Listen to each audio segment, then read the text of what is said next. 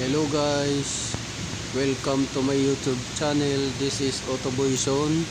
So once again, mayroon na naman tayong gagawin na sasakyan ng issue ay nagji-jerking, shaking, or else parang vibration siya sa idle niya at saka sa pag nag-long run na siya, pag tumatakbo na siya. So yung sasakyan na to guys, yung ginagawa natin ngayon or gagawin natin ay Toyota Sequoia. So malaking sasakyan to guys. So medyo may kahirapan to pag nag-ayos dahil napakataas ng hood dito. So ngayon guys, gaya ng sinabi ko sa inyo bago ako nagsisimula, binibidyohan ko muna yan guys para may ebidensya ako, para kung may mga sira, basag man na accessories or putol na hose, may ebidensya ako na maipakita para hindi tayo pagbintangan. So yan yung makina niya guys, Toyota Sequoia yung gagawin natin ngayon guys. So ang suspected parts natin ngayon guys is yung valve cover gasket at saka spark plug seal. So malamang nito guys nagsusunog ng langis or else lumusot na yung langis doon sa spark plug, nagbasa na yung spark plug or overheated time na yung spark plug guys, kaya nagji-jerking siya. So walang misfire guys, pero nagji-jerking siya. So pagka jerking, shaking, minsan ang ano niyan guys, tumatalon yung current galing doon sa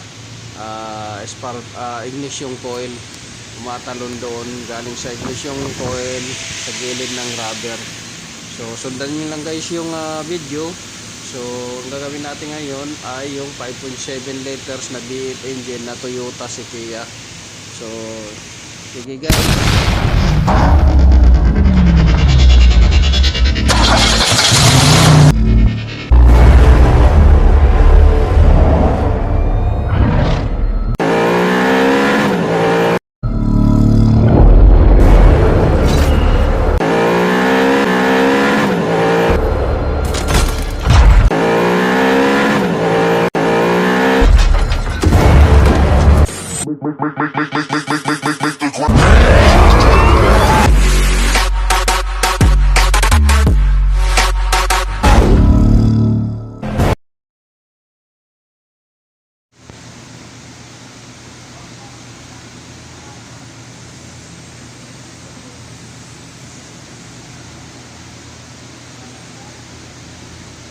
So pagpasensyahan nyo na guys kasi hindi ko na naman mailapag yung tripod ko doon, gawa ng napakasikip ng makina nito. Sa gilid may halos may mga parts accessories. So tatanggalin natin ngayon guys yung valve cover para palitan natin ng valve cover gasket at saka spark plug seal nya para hindi na lumusot yung oil nito. At saka magpapalit tayo ng spark plug din kasi sigurado nito guys nagsusunog na to ng langis or nasunog na niya talaga yung langis doon sa gilid ng spark plug. So papalitan natin yung spark plug, papalitan natin yung valve cover gasket, papalitan din natin yung valve cover spark plug seal nya guys.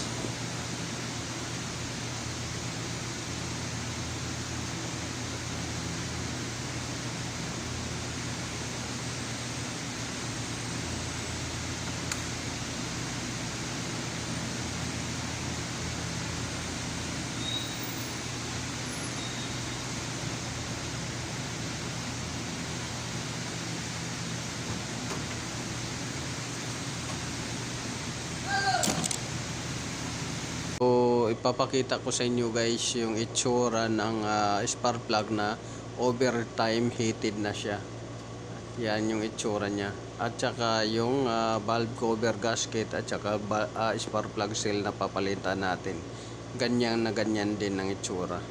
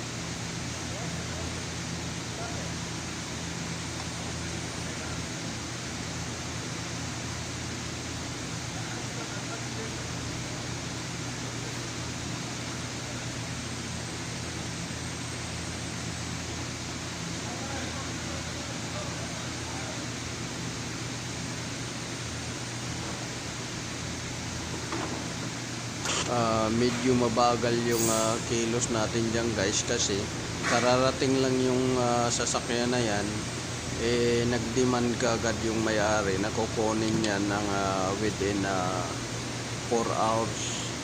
So napakainit pa yan ng makina, tinandaan ko na lang para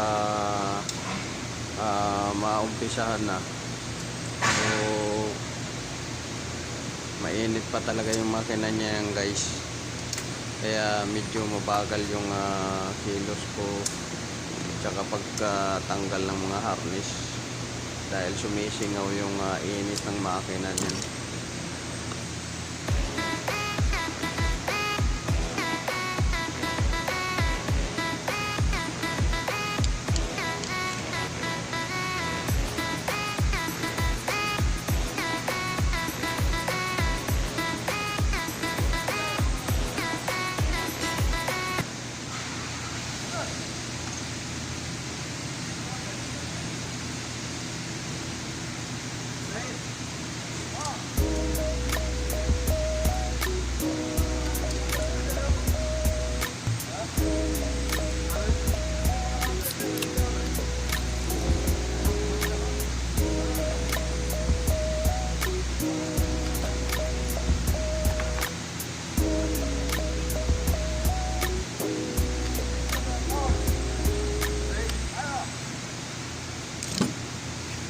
MashaAllah. Very nice.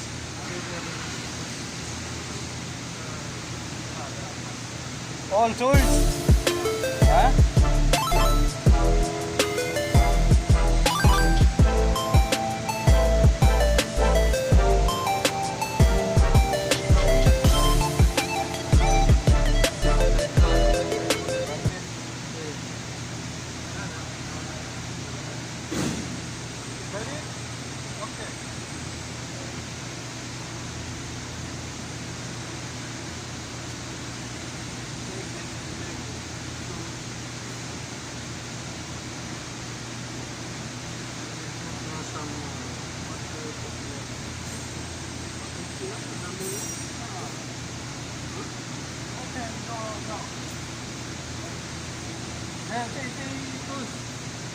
So dyan guys, gusto namin i-release yung tubig doon sa yung coolant doon sa hose, kaso mataas pa yung pressure, mainit pa yung makina kasi.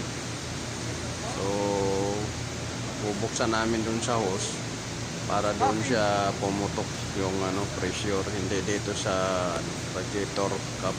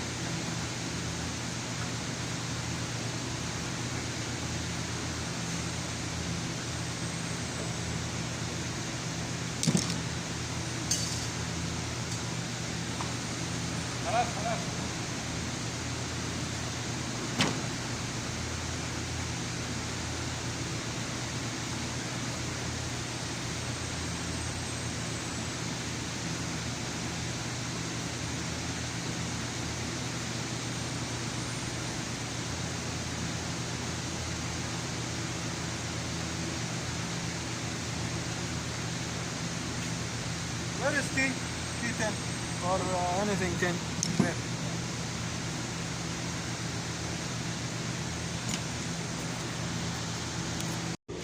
So then guys, nabuksan na natin yung right bank. So makikita na ninyo dyan, wala na yung valve cover. So makikita ninyo yung valve trim nya, yung camshaft, yung timing chain, yung camshaft pisser or yung camshaft reluctor gear, tapos yung mga hydraulic lifter. So nabuksan na natin yan guys. Tapos paalala lang guys, takpan nyo yung bandang timing chain kasi mahirap na malaglagan kayo dyan ng tornilyo or tools. So dyan naman guys sa lip bank, natanggal na rin natin guys. So lilinisin natin yan gilid para sa paglalapatan uli ng valve cover.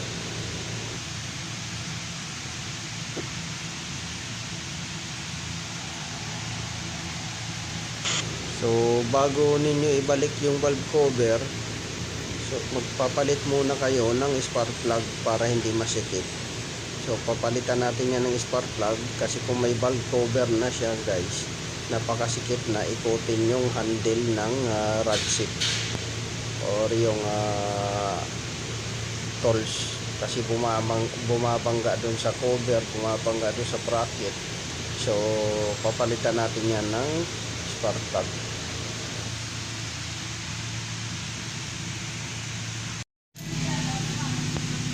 So diyan guys makikita ninyo kung ano yung itsura ng spark plug.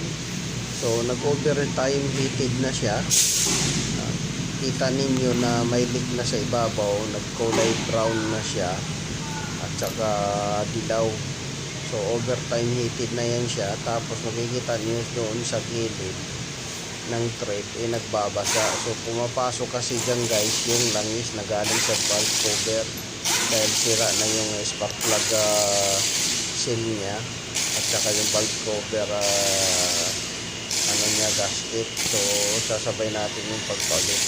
So yan yung cause guys ng jerking at saka shaking, pero walang misfire yan siya, walang DTC, walang misfire, pero nagdi-jerking siya at saka shaking.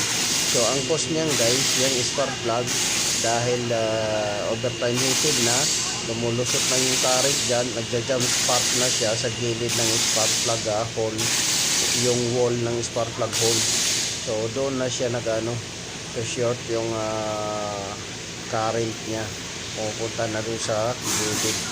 So yung pinalitan naman natin guys ang valve cover gasket tsaka spark plug seal, papakita ko sa inyo. Yan yung itsura ng pinalitan natin guys. 8 pirasong spark plug seal saka 2 pirasong valve cover gasket. So yan yung nagiging dahilan guys, yung spark plug seal sa jerking, kasi pagpasok doon guys ng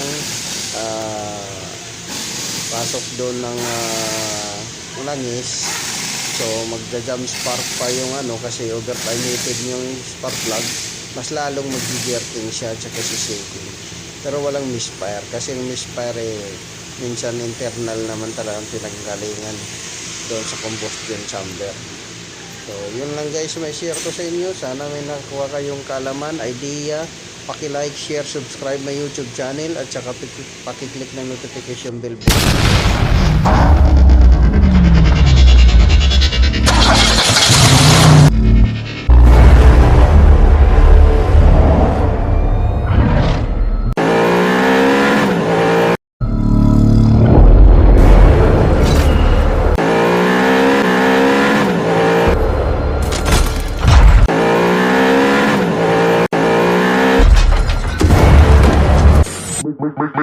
Make